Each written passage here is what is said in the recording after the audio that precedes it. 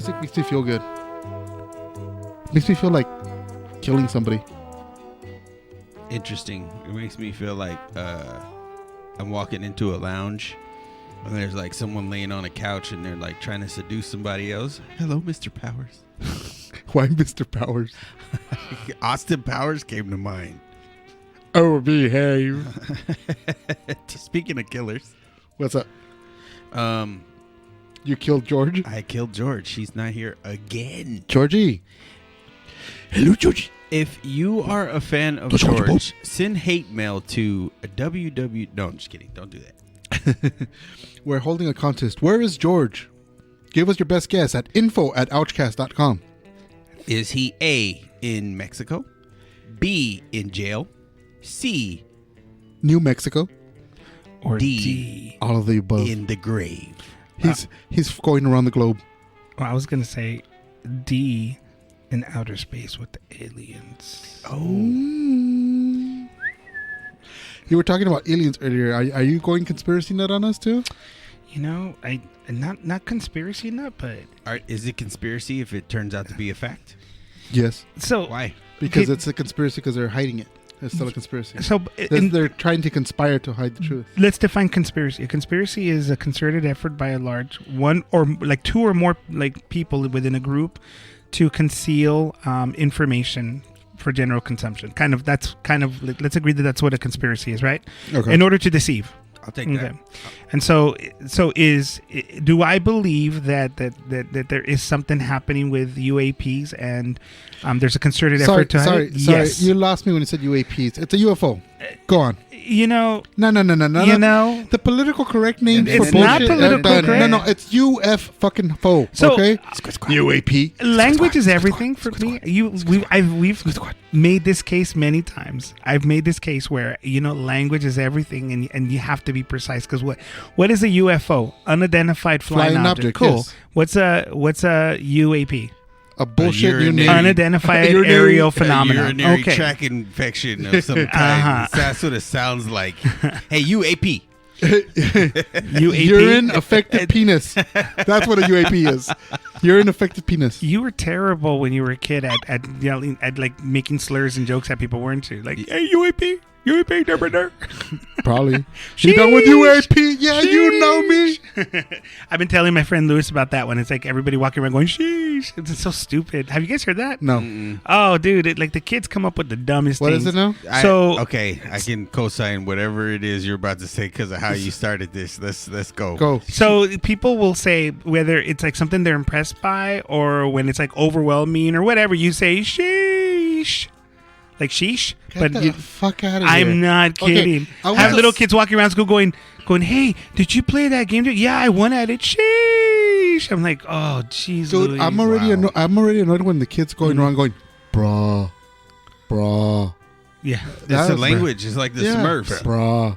Bro, did you see that thing? And then bro, and then bro. No, but it's not bro. It's not bro. It's bruh. Okay, Bruh. so my brother Bruh. Ricardo. We had surfers in the 90s that No, but said that's bruh. different. Yeah. How? I understand bro. How? I'm saying bruh. No, he's right.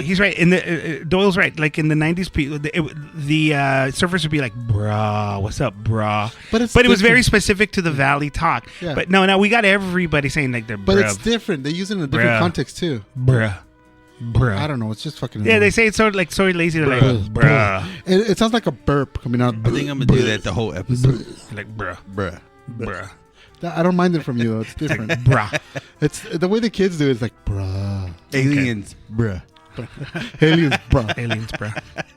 So, I mean, I'm just saying, no, I'm not, I don't normally, I always question the idea of conspiracies because honestly, you can't get more than two people to agree on something, especially a concerted, like effort to deceive people. Can't do it because you know what? It really would be like, Sorry. so expecting, that's fine, whatever. I'm just going to, I'm going to do what I do to my kids whenever they upset me or try to like pick on me. I just ignore them. I ignore them. Ignore the bully. Ignore the bully. No, but get on with your case. No, now I can't hear anything. That song was so loud. You ruined my hearing. That's old age. That has nothing to do with it. I do want to break down a fallacy a little bit. Phallic? You said phallus. Phallus.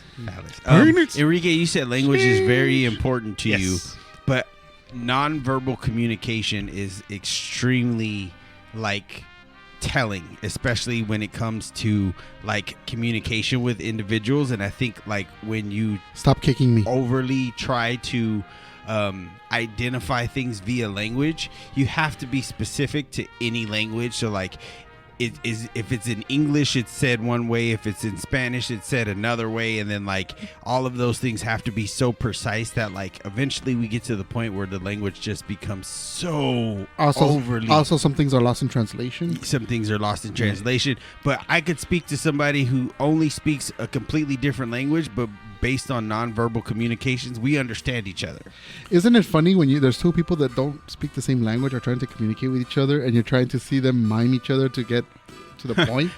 It's the funniest. It's the funniest thing, but it's also very interesting because they do get to communicate just by either, like I've seen it where like, let's say there's a Spanish speaker who doesn't really speak a lot of English, and then there's a Chinese person that doesn't speak no English, and they're trying to communicate, and they're like just the one or two words that they know.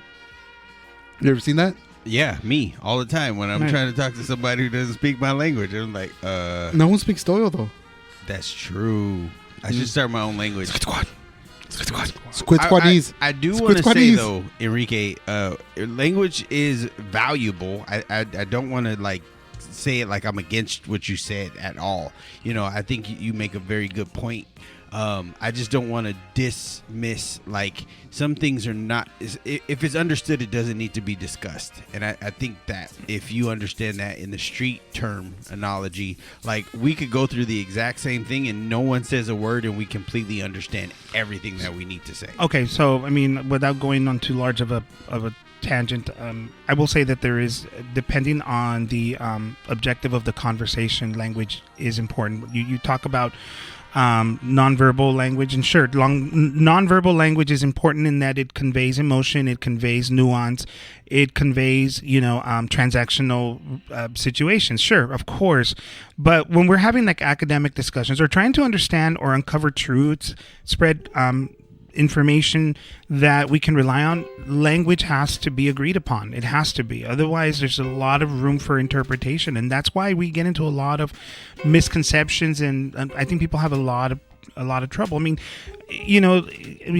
think of like, okay, maybe this is like a bad example. You guys can tell me, but I think of like the Bible, and oftentimes people will quote a Bible, and they'll say, "Well, it says this." Okay, but I mean, how many versions of the Bible are there, and how many different interpretations they are of certain words, that where maybe a word is pluralized, or a word, is that it doesn't mean exactly what has been interpreted. I'm being vague on purpose in this instance, because I think that the point is just that if you agree upon terms and language, then you can express ideas more effectively. So earlier the idea was UFO versus UAP. Like, the problem with UFO it's been like made fun of, it's been dragged through the dirt, and so anytime you bring up UFO, you instantly dismiss it. It's such a natural reaction to dismiss it. And if you're trying to have a conversation, which is, I'm glad it's happening on the, like, as far up in the government as it is, you have to agree upon language. Okay, so currently the idea is that this guy David Grush, I think is his name, he's a whistleblower. He has high clearance, and he's come out since 2021. He's been out, saying that that the government has been in possession of what he's calling non-human biologics, essentially like things that are not of this earth, right? Okay. And they're from Crash. Couldn't he, But- by saying non-human biologics, couldn't he also be like feline or True. canine? Facts. But And- he and- says it in term. I'm sorry, Doyle, but he says it in connection to the question. There's a crash where they're pilots, and he says they are in possession of non-human biologics that were part of this crash. Part of it. He never says pilots, though. That's exactly why I wanted to address the whole language thing, because especially when it comes to politicians or anyone behind a microphone in a suit, like lawyers, they do. For the record, we're not wearing suits. Absolutely not. I do we're want naked. to though. It's sweaty in here. It got hot. But no, what they do is they will use that double talk, that secret language. When mofo, you knew what we said. You knew what we were talking about. And then technically I didn't say it was an alien. I said it was a non-biological. And it becomes this whole, like, do you understand it or not? Like, do you understand the actual meaning of what is being discussed? And that's where I think, like, we have to be careful, especially in today's modern society, because we keep trying to redefine everything, hence UFO, UAP kind of thing.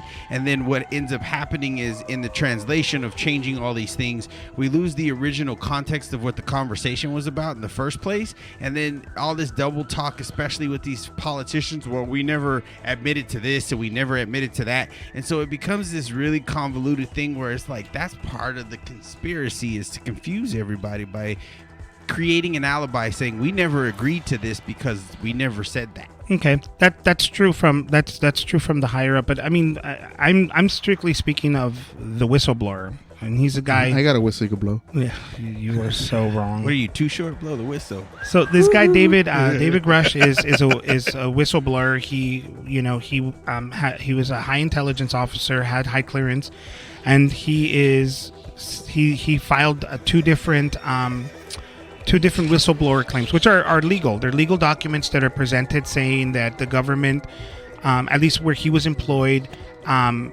were covering up the collection of a crash of, I think, 2 crash sites and bodies from the things. Okay, so when you talk about right now the point you're trying to make as far as a double speak, I think that's an absolute valid thing when you're the person who's trying to defend against the claim of cover-up. In this case, the guy who is whistleblowing is saying that he wants the government to release this information, and he's very specific at the things that he is able to say and isn't able to say, because he's still under there's a certain extent of things that he can't say, and he like if you listen to the because this happened today, right? The current, I should say, a committee that was questioning him, they asked him, like, can you give us names of, like, of witnesses? And he says, yes, I can give you, both compliant and hostile witnesses. And hostile in this term meaning that people that are not friends. They're people who I believe were what he claims retaliated against him back in 2021 when he initially made the complaint. There was some retaliation from the government against him. So what you're saying is he's the new Bob Lazar.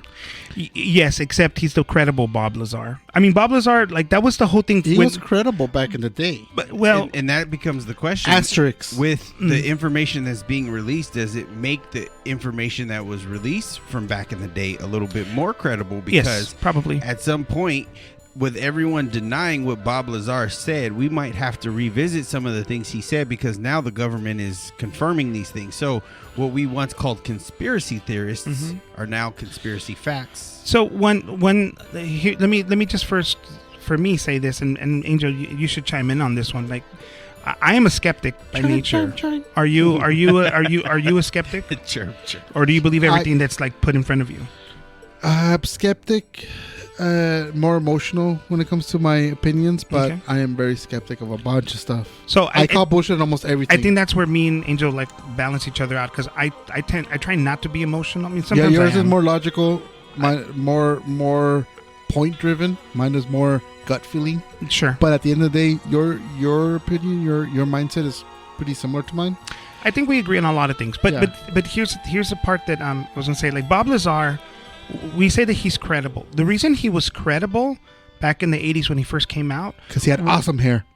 No, he was a weirdo. And those weird glasses. What made him credible was that he never changed his story. No. To his information, as much as it could, lined up with things that they can prove. But there was a lot of things that they could discredit. But that's where the conspiracy comes in. People who are trying to discredit him, cover him up. But because he was able to be consistent with his stories, he was able to stand the test of time in terms of like the information. But eventually, you know, like anything else, people just kind of forgot about it. What makes this guy more significant? You said that he's the next Bob Lazar, and I would say that no, he is the next. He's the evolution of the Bob Lazar. He's the guy in government who has like everything to lose. Has a record of his involvement in the government, his position. He has a great record. This guy David has people who stand up for him and when they even ask him now, like old bosses, and saying that what is his record? There is no smearing of his record. So what that means is that the things that he's saying, that he has a lot more credibility than, let's say, Bob Lazar, who a lot of his information, like for example, like they say, he says that he worked or graduated from a certain college, and there's no record of that. But mind you, that could disappear. And he also did say that the reason that happened is because his record was wiped. Yeah, that's exactly what he said. Because, like, I mean, it's easy for you to prove. I mean, it's easy for you to claim something if you can't prove it, and then, miraculously or conveniently, it's because it got erased. Exactly. So when it comes to conspiracy, I think I fall somewhere in a logical analysis perspective, where I'll listen to whatever information is being presented and I'll put it on the board. I don't scratch anything off the board, but I do recognize that some information is not valid because some sources aren't credible. I understand that some things are conjecture and that they could be false, and so I don't put them down as fact. I just put them on the board because if they fit and the evidence comes out later that corroborates that, I don't want to not have had it on the board.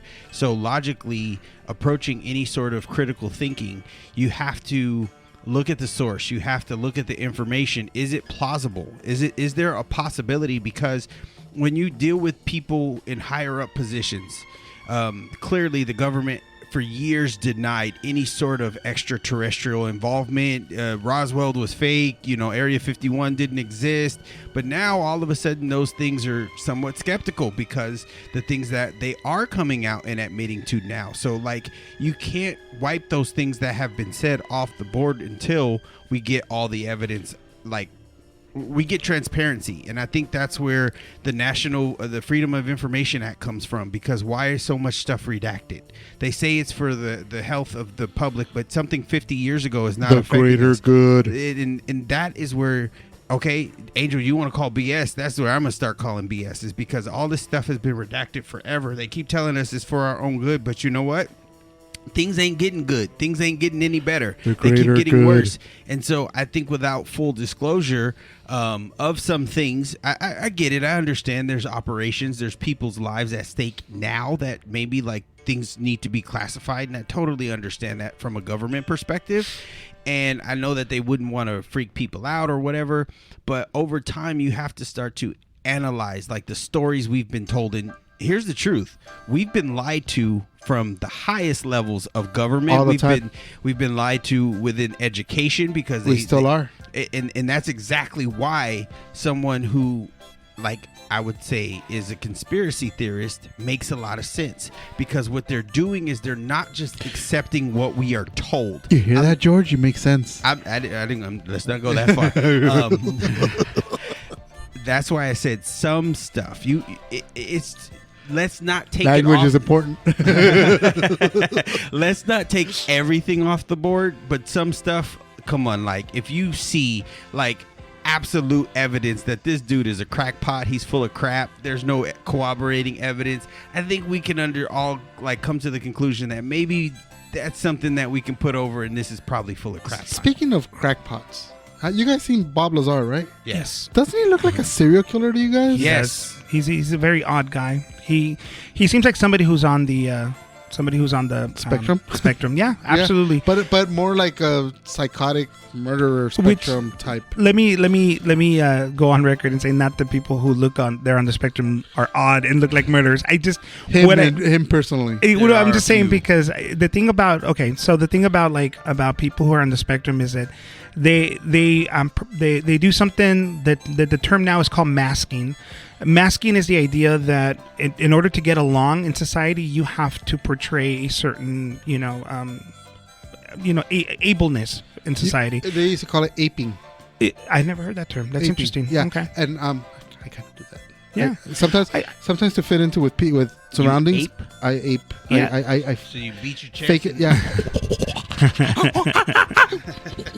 Okay, Chimpo. And then I throw my shit at you. Dude, earlier when you put up the volume, that's exactly what you're doing, throwing your shit at me. Yeah, throwing my shit on you.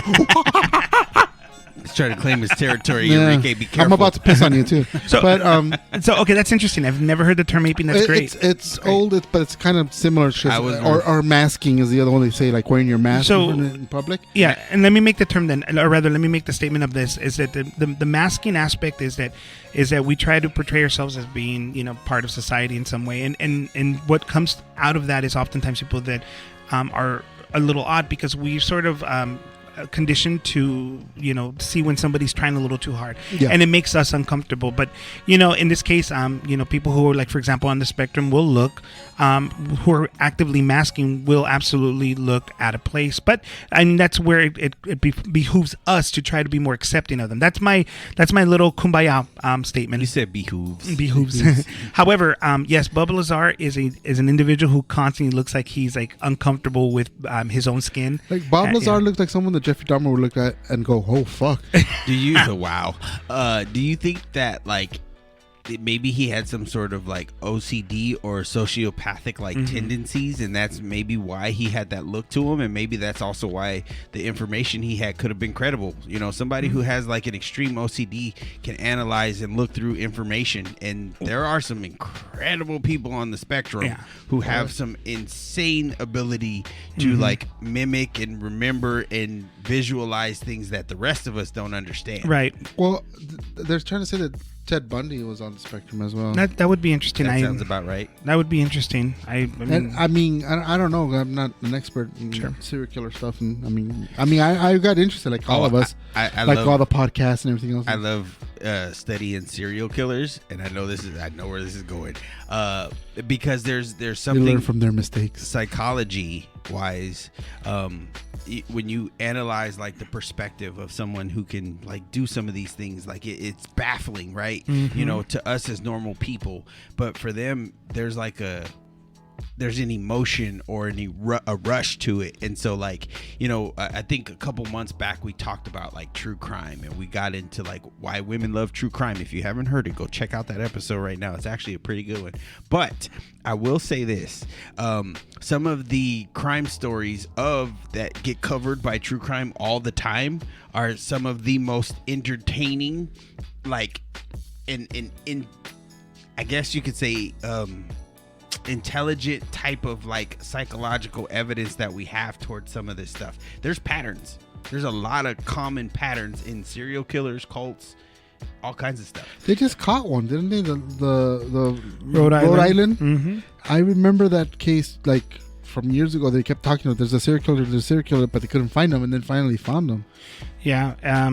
So the thing I like to segue into this topic because I feel like both this and our previous topic is really, it's just questioning our humanity, like right where we are on this planet. And I think what happens particularly with true crime is we know that there's aberrations out there, and I think people get fascinated by this topic mainly because the sort of we had talked about like is there objective good and is there subjective good, and I remember making the case that a lot of our morality is codified because we've all agreed in order to be in a society we have to sort of get on or get along in some ways without going too detail on that. However, I think that when we see serial killers or when we see just things that happen in the genre of true crime, it's sort of like it is a people who are living outside of that agreement that we have.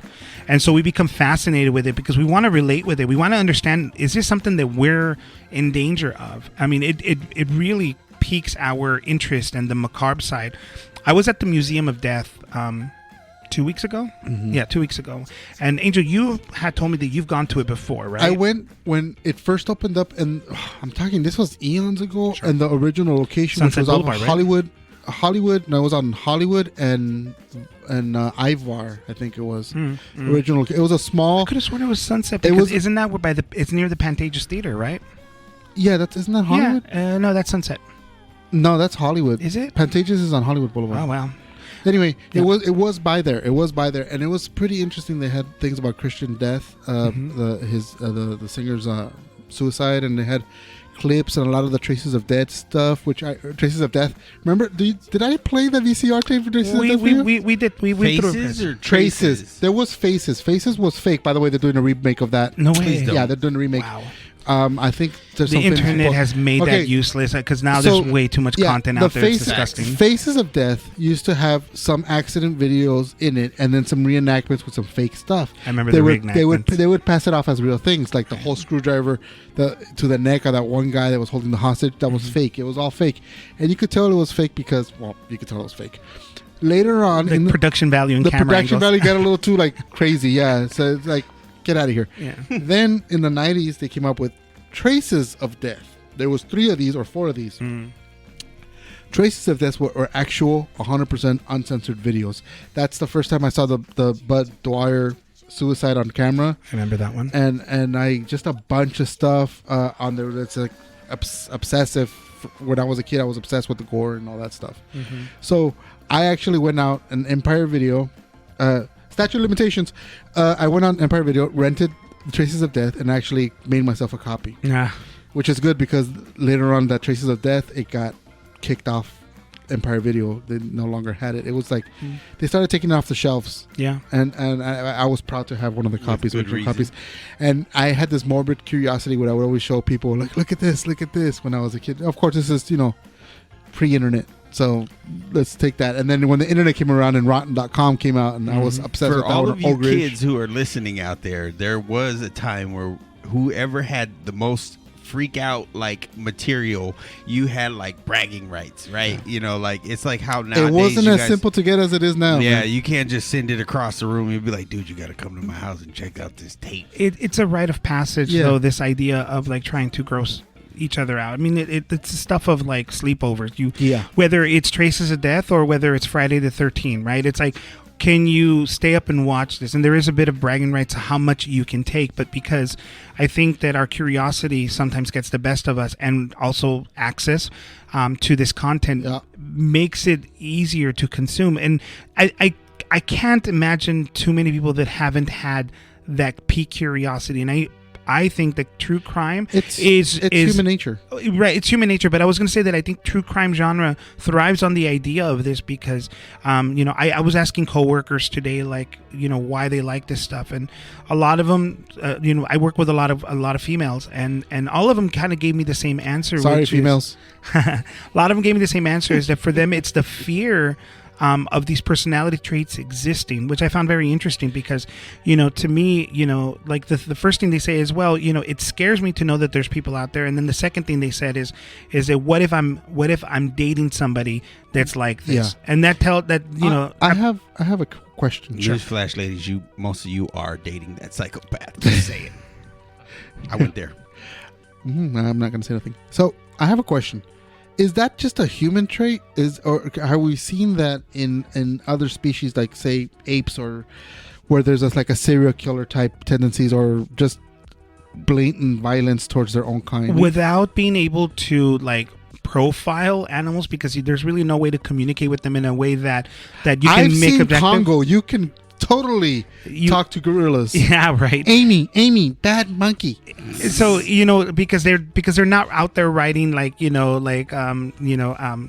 They're not out there writing Memoirs. Dostoevsky and any of those books. You know, they're just not. You know, there's no way It was the to. best of times. It was the blurst of times. Well, Crime and Punishment is, you know, like it's our tome of what we now consider justice. Anyways, my point is that animals, it's difficult to be able to judge that the things they're doing comes from a place of malice or curiosity. However, that being said, you can look at cats and what they do, and the majority of their kills has nothing to do with sustenance or food. No, it's just fun. Yeah, they do it for sport. There are actually a few species that can be quantified as Dolphins, killer whales. Killer whales, dolphins. I know that there was a man-eating lion that was specifically hunting humans. Actually, there's two.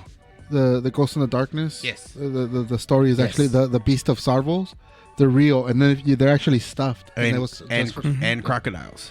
So there is I think it's a crocodile that was like in the Nile, and it was specifically. It was in denial, but you know what the thing is like one or two cases don't. I would say, because again, this is going back to our initial discussion about are we skeptic, and you know, my case, I need to see more proof. I don't think 2 cases make a claim. I agree. Cases, right? And so, like, for example, the reason I bring up cats is because this has been proven to be the majority of the cat species, that there is a majority of cats and dolphins and killer whales. Those 3 for a fact. There's a bunch of species. When they go out and hunt, and they catch prey, they don't eat it. They play with it, they kill it, and then they leave it alone. And they've done these newer studies where they put the cameras and GPSs on cats to just kind of track their hunting habits and their barrios, if you will. And they come to find that the majority of the time they're out there killing things, not eating them. Yeah. Right, so which is decimating the bird population of certain areas, which is a shame. But I mean, and so then how do we have those big flying flocks of parrots flying around? Somebody unleash the cats. So then the next question then is like, are they, you know, when they do this, when they kill these things, are they enjoying it? And now that this is where the human part of us comes in, where we're the ones who project our. I don't talk cat, so I don't know. Sure, exactly. Well, that's actually a really good response. It's like, the thing is, we don't talk cat, so we don't understand it. Like, are they enjoying it? I mean, our instinct tells us they are, because why else would you kill something, hunt it, go through the whole trouble of it, and then not eat it? Here's as an animal lover and as a cat owner, I'll tell you right now, you can kind of communicate with a cat, but by like pantomiming, or you know, just talking, like just body language, and you get to know what your cat wants, and your cat knows what you want. It becomes like second nature. So there is a way to kind of communicate, but not really, if that makes any sense. It does. Having said that, they're animals that fucking kill. They love it. They enjoy it. That's my personal opinion, but I've seen it, and yeah. So there you go. I mean, maybe that's the thing. So are there animals that do it? And in our case, but I think it's different in our case. I don't know, because ours is different because, like, for instance, cats or animals, it's a hunting instinct. It's a predatory instinct that they're after. For most of these cases, like let's go back to H.H. Holmes. You know, this dude, Triple H, the original Triple H, this dude built a fucking huge building that is called the Holmes Castle, to just murder people during the World's Fair of 1817, something like that, in Chicago, dude. This guy went and killed and would make these long plans, then put the bodies in acid tubs and then sell the skeletons to medical facilities, and like every penny he would squeeze out of the victims. Yeah, I heard about that. Do you guys want to know the 4 traits that I found most serial killers? They're named Enrique. Go on. That's pretty funny. Actually, the 4 common traits is that they have a desire to need or a need to feel special. Mm-hmm. They have a desire or a need to be feared. And they also have a desire or a need to feel powerful. And in many, many, many cases, there's some sort of sexual gratification out of the activity of killing people. You just described Enrique. I don't reveal my castmates' personal business or their hobbies on air. But speaking of sexual perversion, Angel, so... What's up? How's it going? Have you? Never mind. I'm not going there. I'm just so I'm I'll curious. see you Angel, after the like, podcast. We have a new feeling for a new member. You've outed me twice as a serial killer, and yet you keep on poking the bear. It's projecting. I'm just saying. It's projecting. Very smart move. I did run into a new one, dude. I'm gonna wear your face like a hat. I'm scared. Puts the lotion Why on as a his hat? skin, or he gets the hose again. I love how he says as a hat, not like a mask or anything. As a hat. It's gonna be a hat. It's gonna be on top. It's gonna be a big ass nose sticking out on the top like a unicorn. It's gonna be great. Your big a old beanie. schnoz. Fucking So- beanie.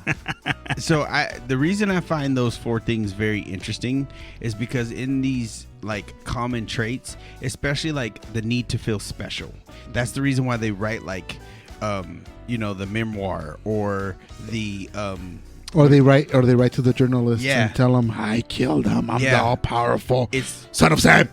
the 99% of the serial killers that get caught have a need to tell people, and Yeah. it's because they want to feel validated. That's in what usually they've how done. they get caught. That need to be feared. A lot of them stalk their prey and will do things to intimidate people. Yep. And so it's like a lot of like fearful tactics that they're using to kind of break down their prey. Enrique, stop taking notes. When they start, when they kill things, it's usually because at some point in their life they were made to feel helpless or weak, and so now they started killing or hurting things that were smaller than them. This is why a lot of serial killers have like abuse in their backgrounds, and Or they kill animals as yeah, youth. Yeah. because it makes them feel strong or powerful. And then at a certain point, they start to associate the power aspect with a sexual aspect, hence the sexual perversion. And then it can take on different forms. So sometimes they have like a foot fetish, or like they, in many cases, many serial killers are also rapists. Sometimes they start podcasts.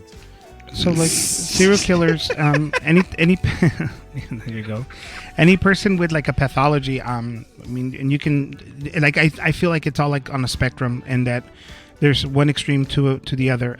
So usually when I'm working with kids with emotional disorders, they have these sort of traits that you would instantly see on the same list as serial killers. They have like they're sensation seeking. They have like they're not able to have any real remorse or guilt, because they'll often project that they're the reasons for what they do to other people. They don't see fault in the things that they do. It's always somebody else, right?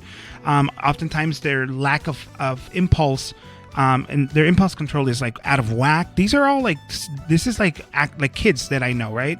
That doesn't mean they're out there like killing people. But I think the difference though, as an adult, is essentially the difference then becomes like their ability to see other people as worthwhile, like to see people outside of themselves as worthy of existence. I mean, that's one big factor. When you can dehumanize somebody, then it's easier to get rid of them. And oftentimes in serial killers, you see that particular aspect of it. And then the other part is their ability to prey on other people. Now, I mean, that sounds like a typical sociopath. Like, whenever you see sociopathic behavior in people, the idea is that they often will manipulate other people through either kindness or through cruelty to get something they want from them. And then they'll do it without any remorse. I mean, dude, like this is like typical gaslighting behavior. You just described like half of our ex-girlfriends. And probably half of like our friends and guy friends. I mean, that's the thing. I think that is true. That's very fucking true. Have you guys heard of the dark triad? No. Never heard of The it. common traits of a serial killer is this dark triad. And the dark triad What you mean dark? is a psychological theory of personality. And what it breaks down to is they have Machiavellianism, where they can plan and be methodical about things. They have subclinical narcissism, where, like I said, it's all about them and their gratification and how they feel. And then it's a subclinical psychopathy. Well, what's that? Say the last one. I mean, Psychopathy. I get it, but what do they define as psychopathy? Like, So psychopathy would be more of like where you kind of like don't feel okay, emotion. And so just kind of touching on what you were saying about like not being able to empathize. Like sociopaths, they mimic other people's emotion because they don't feel them. But Right. psychopathy or psychopaths as more people would know it, is more of a like, not only am I doing that, but I'm also going to kind of like fantasize about like some of the darker, more twisted things, and like, you know, that's why we associate like crazy people with psychopaths, but actually more serial killers are sociopaths. Mm-hmm. So you see often like list of CEOs, people who have positions of power. They have even like politicians. They have personalities that match up with a lot of the things that you talked about. The idea that they matter more than others because they're the solution to the problems of whatever they're tackling. Oftentimes they're the ones who use other people in order to get to the positions that they're at, and so they can moralize hurting other people because it's for the greater good. The greater good being whatever it is. Good. So like it's easy. It's the reason why you guys can be weirded out by somebody like, say, well, I mean, to some extreme, like Donald Trump, for example. Tom Cruise. Tom Cruise actually, I think Tom Cruise like is an interesting guy in that regard. I love him as an actor and all that, but if you ever see Tom Cruise is, I love him as an actor, but if you ever see him in interviews, there's this psychopathic, fucking weird look to him, like I'm murdering you with my eyes. I wouldn't call him. Look at him. I wouldn't Look say at him. psychopathic. That's I think that's racist. As a matter of fact, I think he's staring at you and trying to recruit you into Scientology, which is the same thing. Too late, I'm already in. But fun fact, when explains everything. when Christian Bale was studying to be Patrick Bateman in American Psycho, he actually studied Tom Cruise interviews. That's interesting. That's who he based his performance on. Yeah, that makes sense. I mean, the thing is sorry, Tom Cruise, I'm a huge fan. particularly in the 80s and 90s when he was Don't like kill me. full like Scientology. I mean, Doyle said that. you know what's interesting about Tom Cruise is right now, like, is he like he's in Scientology, but it's almost like he's almost like a satellite because in the sense that he doesn't like He's not in Scientology. Scientology follows him. Like they praise him, so they're like, yeah, to do whatever he wants. He's our bread and butter. So he does not really. I think he's like the most powerful person there. Even more with what's his name, David Cavendish or whatever his name Miscavige. is. Miscavige, yeah, David Miscavige. He's even more powerful than that fool. Like he is the true Scientologist. So they're not gonna touch the golden boy. Whatever he says goes. You know. You know what? I'm just gonna David say Miscavige also serial killer. Tom Cruise has a OnlyFans, and if you are that kind of person who goes and checks out his OnlyFans, I'm telling you, there was an episode with Kim Kardashian, and it's called Kim Possible. No. Kim Possible? No. Nothing? No one? All right. Squid squad. But no, but going back to the serial killer talk, there's a lot of interesting cases, and like it's funny because there's always new ones that you find out. Of course, there's the big ones like Albert Fish. Everyone knows Albert Fish, right? No, Albert Fish was this guy in the 1930s or something. He was actually like, he would kidnap children, and I'm not going to get into it, but do a lot of stuff and then kill them, and even ate some children. Then he would mock the parents by either sending them letters or just in general, just a very vicious. Is this man. the guy from like it was like the 1920s or 1930s? And I remember 1930s. he went into the house of like a family, convinced them that he was going to take one of the kids to a birthday party, Yeah. or a friend, and then ate the little girl. I heard about Raped her, that. ate her, and then wrote to the mom. And then when they actually took him in to like process him and all that, he had all these like needles inserted into himself because he was like into pain. So he had all these needles. He was just a very sick individual. Yeah. H.H. Holmes and all the other ones that are out there. You know, Jack the Ripper, which was one of the original serial killers. Before that, for him, there was no term serial killer. We just talked about the what is it, Rhode Island, Long Island John murderer. Wayne Gacy, Dahmer, of course, all the big ones. Did you guys hear about Scott Lee Kimball? I've never heard that one. Dude, it's not Jack new. be nimble, Jack be quick. Well, he wasn't that quick. This guy is in trip, dude. From 2003 to 2004, dude, he at least has 4 kills. Look into him. There's too much for me to go through for the guy, but he like tried killing a bunch of people. You know, let me see here. Hold on. Supposedly they think he has more than 21 plus. But the special thing about this guy is everything that he told the FBI when they got caught, 99% of it was bullshit. There's still evidence that he did stuff, but they cannot prove anything with this guy. Because unlike other serial killers where they have to go out and, like you said, they have to prove their intelligence or their their power over you and they have to praise their own work. This guy doesn't. This guy lies throughout this whole things. At the age of 22, he was convicted for passing bad checks and first felony and all that. But then he tried killing like a bunch of different people. Dude. He just kept going over and over again. He was released on $10,000 bonds, and then he went on murdering. Even with his inmates, when he was in prison, he would go out and kill the relatives of the inmate or the loved ones of the inmates. Right. Why? Unknown. So okay, so I mean, going back to the initial topic as to like why are serial killers so fascinating? I mean, because as you're reading these things out, I want to read more about them. Like Albert Fish, I first heard about him on this podcast. I want to say about like 2 years ago. Whenever I was taking those long road trips, and I had like tons of time to just kind of listen to things, and I remember like hearing about this guy Albert Fish, and I remember thinking like wow, I can't believe this guy exists. And yet this podcast had already like something like 170 different cases that they've like documented. Each episode was about one. What podcast was it? I think it was just called Serial Killers. Like that's what it was called. It's basically There's so many. My favorite. But there was murders. this one guy and this one girl, and it almost sounds like you know, like the top 40 with something Casey Kasem. It almost sounds like it sounded like that. You know, like where these two people are just going over a list of the killers, talking about the exploits, giving the information, and it was just fascinating. What I liked about it was how almost like surgical and informative this stuff was. And then so when I go to the Museum of Death, because the new one is so much, I think it's so much better than the old one that you were talking about earlier. When you walk into the Museum of Death, it's a 2-story place.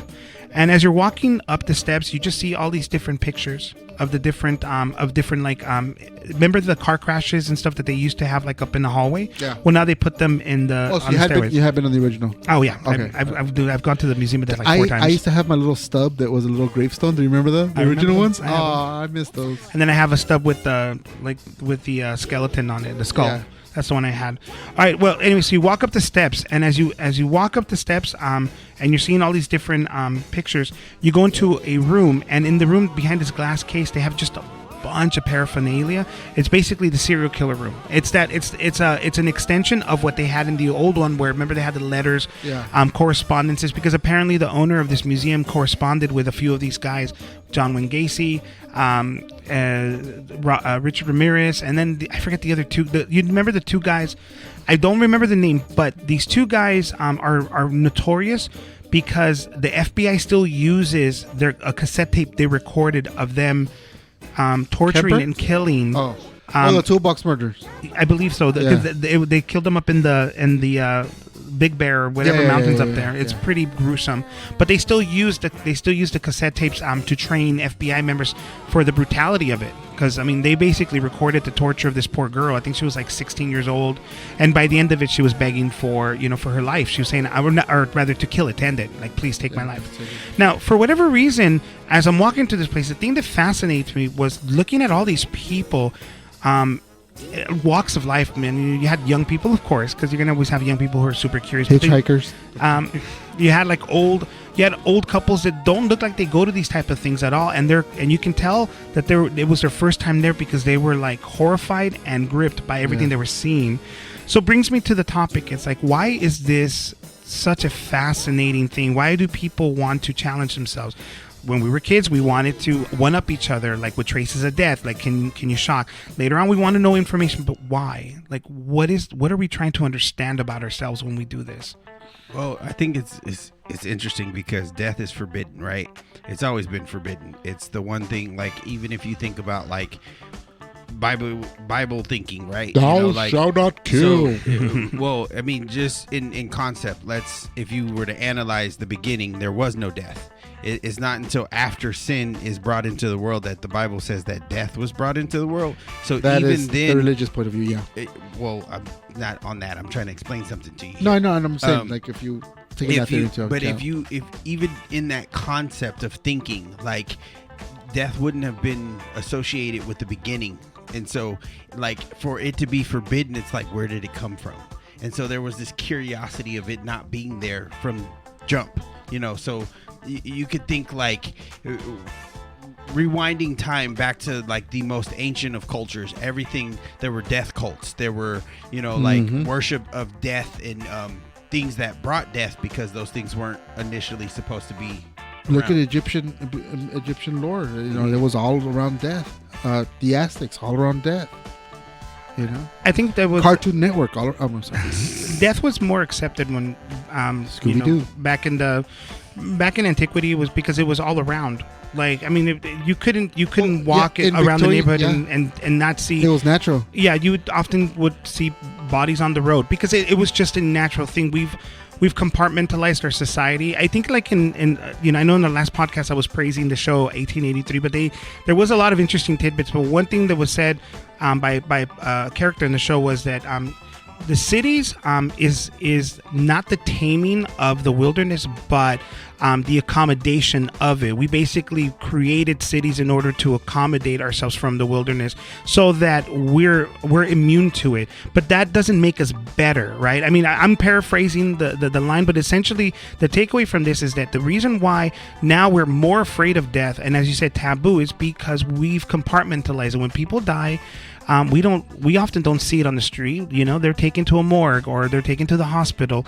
and so we're shocked when it happens. But 100 years ago, it was so common. It was out your doorstep. 200 years ago, Well, 300, you it gotta, was. in Edwardian times and Victorian times, what did they used to do? When a family member died, you'd go take a family photo with the corpse acting like it was alive. They would had these chairs. There was a whole thing, or the death masks. Right. Remember the death masks? Yes. You make a mold of the dead person to remember them by. Or in like the tribes, like death was common. They had their burial rites where everybody was associated with it, and they would take a person outside of the the camp or the tribe, and they'd go bury them, and everyone was so familiar with it. But it was like, I like how you brought up the Victorian era, because the Victorian era is like a time where like death was around everybody, but it was still shocking. Like, it became shocking because we created a system of life to where you didn't see that on a normal basis. I wouldn't say shocking. I'd say more like taboo. Don't you think? Yeah, that's a better word. I don't know. Okay, so even today, like when I was in Mexico a few, like 3-4 weeks ago. Mexico. In the morning, at 6 in the morning. My kids hate when I say Mexico, so Mexico. Gohan. Did you say Gohan? Masenko. Sorry. Masenko! I've been watching Dragon Ball Z. We need to talk about it sometime soon. Anyways, I woke up at 6 in the morning to a procession, and I mean, Stephanie later on told me that it was probably, shout out Ginger. Yeah, it was probably because of the it was the first day of the month where they were celebrating the patron saint of the city, whatever. However, we got into a discussion about like how death is handled in the pueblito, in the little village, and essentially it's still a very public thing. If somebody dies in the city, it's almost very Jewish in that the body is put in state in the house, and you leave the door open. You have candles, and basically it's an invitation for everybody to come in and pay their respects. You're supposed to have a little panecito, some cafecito, like some coffee and some bread. La ofrenda. Well, you're supposed to have it for the people who come to mourn with you. Oh yeah, well yeah. And so apparently it's anywhere between 24 to 48 hours of doing this. In Mexican culture, it's our thing. We have a thing with death. It's just it's welcome. It's not welcome, but it's celebrated. Like, hey, we're celebrating this person's life. Now we're not mourning this person. We're celebrating. That's the difference between our culture and most other cultures. And so then my question is, just to connect it to what we're asking, is like, so when these people come in, because apparently it's open to the whole village, do these people come in out of like genuine respect for the family, or do some of them come in out of the curious? Probably a bit of both. In Mexican culture, I think it is more of a tradition and more of a respect thing than an actual morbid curiosity. I think some people might be. I mean, there might be some like young kids or something, but on the whole, I think the majority is more of tradition, is more of a cultural thing, because as Mexicans, like I said, it's a different trend. Besides, Mexico right now is very violent. I can't back this up with any sort of thought. I mean, with not thought. But, what's new? I can't back this up with any sort of information, but I would wonder if there were any serial killers who were documented before cities, because it is kind of like if you saw death all the time. Yes. The Bean family. Mr. Bean? Yeah. Damn it. No, the Sonny Bean family. Oh. You guys hear about these guys? I've never heard of these guys. Okay. We're talking like before big cities, before historical and all this. There's a story of this clan called Sonny Bean that terrorized... I'm out. The clan? Not that clan. Oh. hate You those said guys. serial killers and you said Klan in the Like, same sentence. I hate those guys too. What you mean, black? So these guys, as lore goes, because it's been so long that the truth is lost, so it's all legend has it. But look up Sonny Bean family. It was a group of, there was a couple that, there were societies back then, but we're talking, this is like, when you had no plumbing and castles and my lord and all those time periods. This couple did not want to have anything to do with society, so they basically left to go live in a cave in the middle of nowhere. Mm-hmm. They had children. Their children had children with each other, and so on and so on. So it was a whole inbred family of cannibal murderers. So they would go out, and anyone that would cross the road, they would kill and murder and take them back to the cave and take their belongings. But there was a system of like society, I guess. Like I'm talking about like the tribe level. Like, well, this was kind of like tribe level because there was always been kind of a sense of society, but I'm not talking like we don't know about like. We don't know much of anything because there's no written record. Exactly. But Sonny Bean was the beginning of the recording times, and they're like, okay, that's something. But That's as fair. far as back, as far as back, like Crusades, like 900 BC, when there was like written records started to become a little bit more available. There's always been cases of people who kill for sport. They didn't call them serial killers because there wasn't a term. That wasn't a term. That wasn't invented until Jack the Ripper. Let me ask you a question. No. Even then, Jack Ripper wasn't called a serial killer. The term Not serial at the killer point, but was afterwards. Yeah. No, a serial like even You before don't know Jack. Jack. Like serial killers Tripper? are the Come term on, serial knock on our killer. door. Sorry. That's okay. The term serial killer is like it barely like coined like in the 70s, and then before that it was I got your serial killer. was it repeat there was I forget the term where I got a confession. I'm a serial killer. Fruit Loops, Lucky Charms, honeycombs. I kill all of that stuff. Put a bowl in front of me, baby. Applejack. Oh my God, Applejack. Actually, you know what? I wanted to tell you guys about this like really, really messed up story involving a serial killer. It was a 17-year-old girl who was she was stalked. She wasn't kidnapped, but it was this 21-year-old guy who basically broke free from a mental institution. And when he broke free from the mental institution, he broke into a hardware and he like took some stuff out of the hardware store, and then he walked around and he followed this girl. And then when she was babysitting with her friends, and he broke in, and then he serial stalked and murdered all of her friends while wearing a William Shatner mask on Halloween 31st. okay, I'm out. I know what you know what fuck man. Why, Doyle? Why it's a great movie. Why are you ruining it? Because that's what it is. It's about a serial killer, and if you don't know what I'm talking about, beware of Halloween. Oh jeez. I don't know what to do with that information, man. I mean, do you know how many serial killers we have that have mimicked that movie in some capacity? I mean, okay, the first one, the 70s version, holds up in a way that no other horror movie will. Okay. It is the stalker aspect. And the stalker, if you go back and watch that movie, there is a sense of dread that still hits you when you see him piercing through the eye holes, and when he's in the car and he's walking around and he's following her. With all the #MeToo stuff, there is nothing that gets into the mind of a serial killer like the first Halloween movie, because those moments of stalking, you have to acknowledge and admit that every serial killer movie, everything that comes after that, never puts you in the perspective of the killer like that first Halloween movie does. So I mean, the movie was inspired by like people like Ted Bundy. I mean, and so trying to get into the mindset of that. So I mean, that doesn't surprise me. I wouldn't say that people, the killers were inspired by Halloween. I think that Halloween just happens to be inspired by some of the worst things that people can do and have been recorded. Speaking of the movie Halloween, my favorite part of the movie Halloween, the poster. Have you guys noticed that there's a screaming face on that? No. Yes. If you look at the hand, that actually has the knife. It's actually the knuckles and all that are actually a face screaming. Oh, Look it wow. up. Pretty cool. Yeah, it is definitely by far like one of the movies that like triggers a psychological horror, and I think that is You're a whore. oh well horror, but not Oh, horror. You know horror. what I mean? Okay.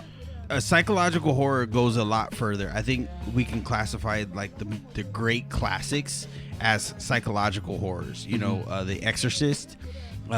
It's the unknown of whether or not a person can actually be possessed. The first Halloween, you know, anybody could be a serial killer. Nightmare on Elm Street. If I go to sleep, am I gonna die? You know, I think even to a degree, like people who have a fear of clowns. What I heard, and this totally makes sense because I am not afraid of clowns. I'm not either. But what I was told and why people are terrified of clowns, and this totally makes sense to me, is that people don't know what they're hiding behind the makeup. That makes sense. Yeah, it makes That sense. makes to sense, me. but yeah, it doesn't affect me. But I see why someone would. Yeah, be afraid the of it. best. Now, if they're holding balloons, I'm out. He doesn't do balloons. So send all your balloons to Undercity Comics. Fuck you. It's like full of balloons. Like, you know what's pretty cool actually? If you think about the scariest thought, there's always an association with the unknown. Yeah. Like, even someone who has an irrational fear of spiders, they're like, it could bite me. It's not even near you. It's across the room on the wall. Like, they're freaking out because there's a possibility. And so the unknown, if this spider could jump on me, it might kill me. That reminded me of my daughter. She couldn't sleep the other night. I think like on a Saturday, Sunday. It was like 1 a.m. She's like, I saw a spider. I'm like, where? Like, she was like, okay, over there in the corner of her room, like 40 feet away from her, like a little baby thing. And she was just afraid, couldn't do anything about it. I'm like, Jesus Christ, it was not that big of a deal. Okay, clearly we've all experienced like some of these true crime stories, some of these like famous horror stories. Enrique, what's your favorite of all time? Favorite? Not favorite, like, I mean, you know, the one that I like love the way that one killed. Yeah. the one that captured your attention the most. Not favorite, because I don't want to glorify serial killers. Like, that's not cool. Well, it's not necessarily about serial killers that get me. It's not just like the serialized murders. It's more like it's just the act of crime that scares me. But I mean, I don't want to. Yeah, you're right. I want to call it my favorite. But the one that like sits in my mind all the time is the first school shooting, the Columbine, and the and sort of the calculated, like I mean, knowing that school is a safe space, or at least that's the way it used to feel like, and then just sort of knowing that in an instant that could be taken away from you, like through the act of gun violence. It sits in my mind all the time. And then of course, like the kids, like I mean, the level of malice that these kids had to have had in order to do this, walking around killing. I mean, they faced other kids in front of them and there was no empathy for them, and they shot them. Like, that sits in my mind. It scares me. It makes me wonder why it happens. And whenever like I see media that somewhat depicts it in some way, I have to see it, even though I know it's wrong. There was a TV show from Canada that does a pretty intense recreation of they call it like the 13 minutes, and in the 13 minutes you have the school shooting happening. It's all filmed in real time, and these two police officers are trying to make their way to the scene, and all the meanwhile they're seeing the aftermath of the kids who have been killed and shot, and it's just so graphic and frightening. So for me, from a true crime perspective, like trying to understand it, the feelings, the emotion, that sits in my mind. I wish my wife was actually in this episode, because she has so many cases memorized where she can give you facts and just run them down. It's amazing. So, what's yours? What's mine? Yeah, favorite serial killer? Or not favorite, but what sits in your brain? What haunts you? Always back to H.H. Holmes. The fact that no one knows who he actually was. Really? Because H.H. Holmes, that wasn't his name. He just appeared in Chicago as a pharmacist assistant, or technician as they call him now. And all of a sudden, the owner of the pharmacy got ill and died, and in his will left the pharmacy to H.H. Holmes, and then H.H. Holmes used that to basically steal from his clients. He wasn't murdering back then, or at least I don't think so. Then after that, he decided that he was going to sell the pharmacy, sold the pharmacy to somebody, then opened up a competing pharmacy across the street and ran him out of business, built his castle. I think actually he built the castle first and then built the pharmacy downstairs, and then made all these secret rooms to murder people. Like, he actually designed this whole thing. He got different contractors in there to basically, so no one could know the true layout of the building. So he had these contractors come in. One guy would do one drywall, not drywall, but you know what I mean, like put up a wall, and then when it came time to pay, he would dispose of the contractor. Once it did that, brought in another contractor, and so on and so on. So no one knew the extent of this, and still to this day they don't know how many people he murdered, because he opened up during the Chicago World's Fair, so he had a hotel upstairs. I have a question though, Angel. Like, okay, didn't Joel Osteen do the same thing in his church? He still does. Yeah, he's hiding stuff behind those walls. Look at that face. That's very sketchy. No, look at that face. I mean, he looks like a Martin Short character come to life. Joel Osteen is trash. That guy, I don't even get me started. Most of those, like, from religion for profit people are trash, man. So they give religion a bad name. Going to H.H. Holmes, like, I mean, I'm looking on Britannica.com, and here, like, there's no mention of any sort of controversy to who he was. It seems like his name was Mudgett. He confessed to 27 murders. He later increased the total to more than 130, though some researchers have suggested that the real number probably exceeds 200. Mudgett sold his story to the Hearst Corporation for $10,000 to tell the story. Yeah, but again, from his point of view. Mm-hmm. So it's still, look up, there's a book called Deranged that's of H.H. Holmes. If you really want to get into detail, that's one of the best books I've ever read on H.H. Holmes. Okay. It gives you a lot of facts, a lot of details. And what's it called again? Deranged. I would lend you a copy, but I lent it out to someone years ago and I never got it back. No, that's okay. I can find it. Yeah, interesting. Dude, I hate when that happens. I've had so many morbid books that I lend out and I never get back. Just out of curiosity, because again, this is me, like, in terms of like conspiracy versus like fact. Yeah. It's like, is this book written like as a, because here's the thing with true crime often tries to rewrite, like, this is the problem with true crime right now. Big controversy is that oftentimes people who are like these amateur investigators, people who've written books, end up taking this information and then creating these alternative views of things, and passing them off as like real analysis, when in reality they're just muddying up the information. Well, full disclosure, I read this book in, I want to say 99, 2000, something like that. I was, it was before the whole heyday of the internet and all that being what it is now. Mm-hmm. That's the cover there, right there. When did a copy come out, the original? Doesn't say here. He just showed me the cover of the original. Yeah, it doesn't say here, but I'm gonna look into it. It's interesting. There's different series of those books. There's Deranged, which is his. There's Depraved, which I think, I don't remember who Depraved is, but they have different serial killers. This person or this series of books came out when serial killer books were big back in the days, and then they would just come out with these stories of different cases. But that's why we pay professionals to analyze that information, regardless of what the book says. I mean, in all fairness, for all those cases that have been muddied up by, like, public analysis, there's also been many cases that have been solved because of public analysis. Very true. Over years, like, there's information that goes it disappears, and then years later, because of some of the analysis that other people have done, the investigators will go back, look at leads, and be able to find who actually did it. So, I mean, you got to take the good with the bad, because if you didn't have people looking into this stuff or being fascinated with this stuff, sometimes when investigators find those little details that were missed, that is where the case gets solved. And so you kind of need that, but that's why we pay people to be professional investigators and to look into leads and sources, because if not, and once again, going back to our conspiracy talk that we started at the beginning, you can't take all the information off the board. You can just say, hey, this is more likely and this is less likely. To put more fuel to your fire. Like Michelle McNamara with her book I'll Be Gone in the Dark, because of her they caught that serial killer. Without her research and everything that she found, they wouldn't have had a case. I mean, they caught him after she died, but her book is the one who basically flooded with information and got the case started again. Yeah. So it happens. What about you, Doyle? What's the one that you sticks out? I'm torn between the BK killer and BTK killer. Oh, that one's trippy, man.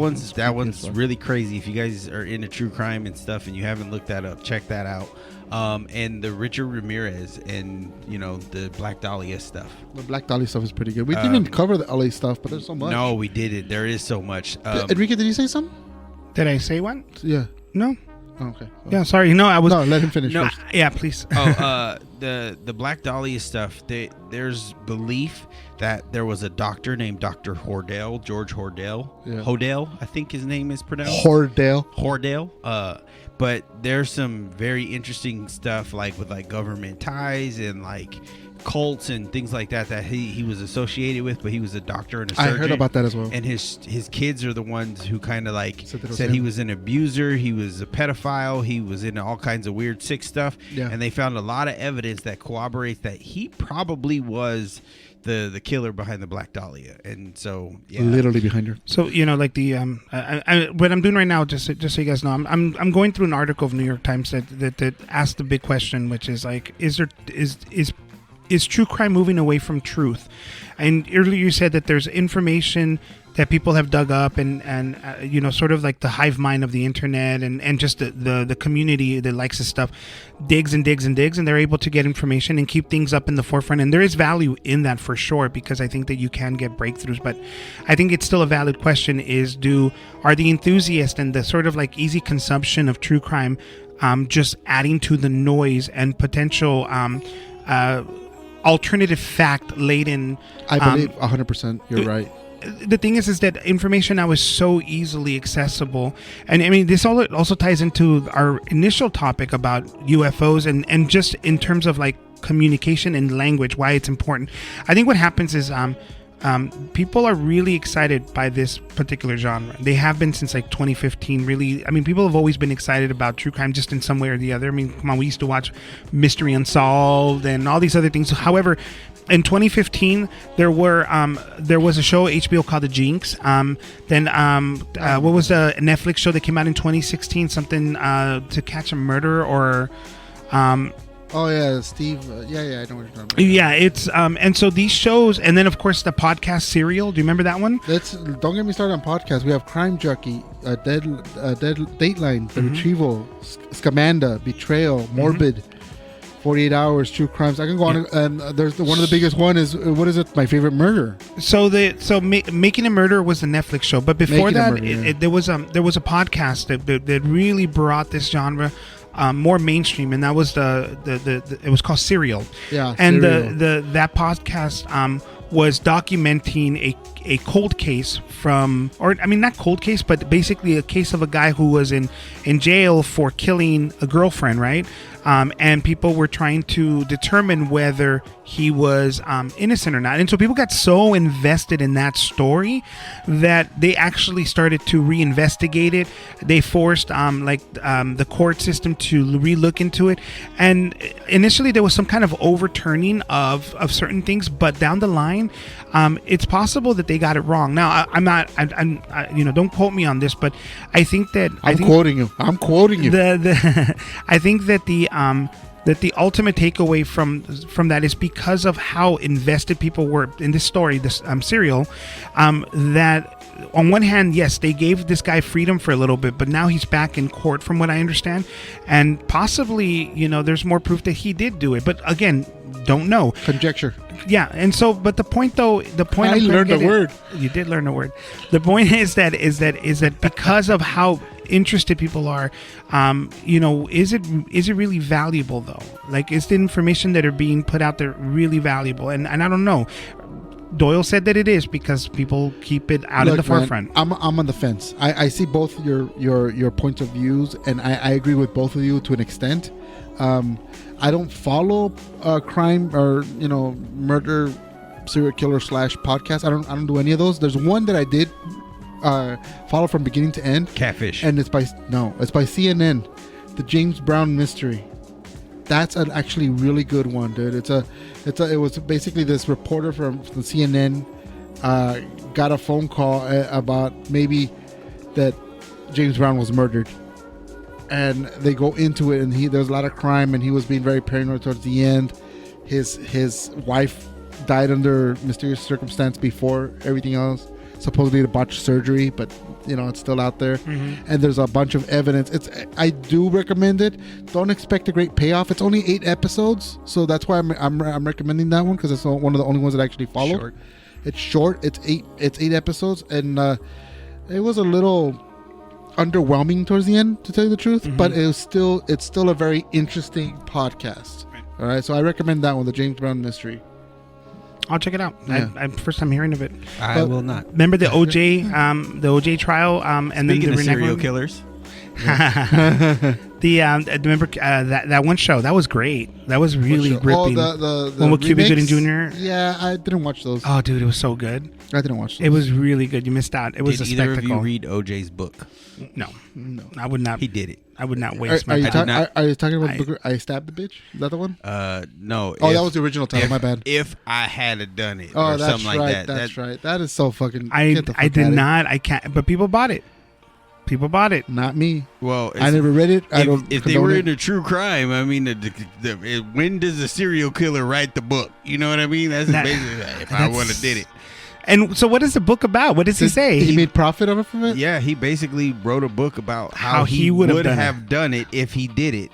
So technically, if he did it, he's documenting everything he did, and it's called How I Would Have Done It. Let me look it up. So and as a serial killer, like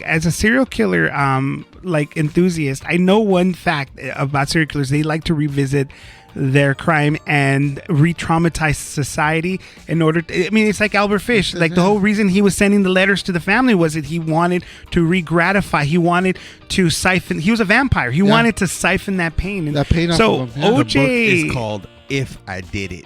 Confessions of the Killer O.J. Simpson. Yeah, it's so. Dude, come on! If I did it, If he wrote it, wink, wink, honk, honk. it's just his way of re-killing her and for society to be reinvested again. Dude, that is such a serial killer move. Which brings me back to the funny little pop culture trivia, which is like, he was up for the role of the Terminator in the original Terminator, but they were like, no one would believe he'd be a murderer. You know what's funny? That's how he lost the role. There was a black guy in the room, in the casting room, and he was like, "OJ did that shit." But before we go, Enrique, what's yours? My what? Serial killer. Oh, I thought I answered this question. Did you? I asked. Oh, again. but serial killer wise. Serial killer wise, not the Columbine thing. Yeah. No. It's a Zodiac. The was the first. What? You just got in my mind because I said the Zodiac is still so strange that nothing has come from it. There's a lot of suspects, but never. The thing about the Zodiac is that he's very sus. The thing about the Zodiac killer is that he's the government. There's nothing gruesome. I mean, it's gruesome. I mean, killing is gruesome, but it's more like nothing gruesome, just a little murder. No big deal. It's more like the circumstances, how he did it, the communications that he did with the newspaper, and just sort of that he got away with it. And although there is a very convincing potential person that they did, but he's dead and gone. There's no way to. There's a few. There's the cop. There's one really convincing one. I mean, no, like the cop one is not. No. There's one particular guy, and they know that it's him, most likely him. And his name is George. His name is George, and he's not here. That's why he's not here. Go to www.ouchcast.com. We should put a poll up so people can answer. I'll put a poll up. Is George? Why is George not here? Once again, A, I don't remember. B, I also don't remember. C, see you later, suckers. And D, we killed him. Also look up Scott Lee Kimball. Great case. Too much for me to cover, man. It's really, really good. I should have done my homework, but it came in last minute. We all should have did our homework. That's why we're here, because we didn't do we our never homework. do our homework, dude. Come on. Maybe Enrique did. He's a teacher. Enrique, did you do your homework? What homework was that? That answered your question. I've done homework. I listened to the podcast. I put up some notes on Miro. What else? Give me more. What Any other cases you want to talk about? The Los Feliz murder house? No, I didn't see that. I didn't see that. I was more like focused on like the idea of like true crime in general, like why it's that interesting. Jeffrey Dahmer. Like not necessarily serial killers, although that's one big part of it. I mean, Kemper. I look at the Museum of Death, and to me, in my mind, that is the reason why people are fascinated by it. The way that museum is partitioned from serial killer to rites of passage of how people are cremated and buried to suicides, and you sort of run the gamut of what death looks like and why people are fascinated. And the exhibit is about scalpings from Native American scalping, cattlemen from the early 1900s, late 1800s, and for me that tells it all. Now I remember. Question: is Soldier Boy anywhere in that museum? He should be, man, because that fool needs to die. He killed rap, so I mean, he should definitely be in the museum. Have you seen his video game consoles? Absolutely not, man. He needs to die. And on that suck. note, remember, fucking Soldier Boy, kill that fucker. Kill that fucker. Good night, everybody.